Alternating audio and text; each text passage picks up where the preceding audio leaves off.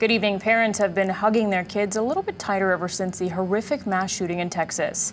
Now here in Hawaii, 2 schools have received similar threats.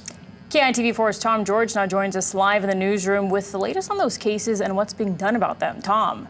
Well, Meek and Rick, thankfully nothing came from those threats, but it did create a tense situation for students and parents on the last day of school. Now, both of those cases being investigated by police.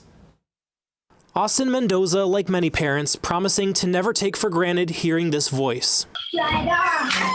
So that was a little bit better, but I'm going to tell you, and my wife will tell you, that I was on edge. On edge after the unspeakable tragedy in Texas. And then this morning, parents at Kawaihona in Nanakuli getting this message. Kawaihona has experienced a threat for tomorrow morning.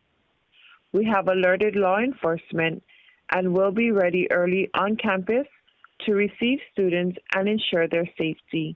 Mendoza says he was already on his way to drop off his daughter when he found out about the message. The immediate reaction was just to make sure that they had police there and to stay in the general area until she gets off school, which she did at 11. The school tells us in response to the threat, about half of their class didn't show up at all. And for those that did, police were called in to monitor campus. Luckily, everyone was safe. But it wasn't just Oahu. On Lanai, another threat reported at Lanai High and Elementary School, prompting law enforcement to respond there too.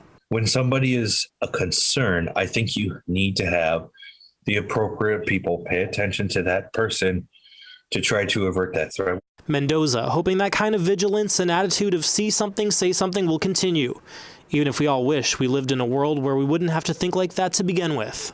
Who in their right mind could think of doing something like this or even just talking about it, you know?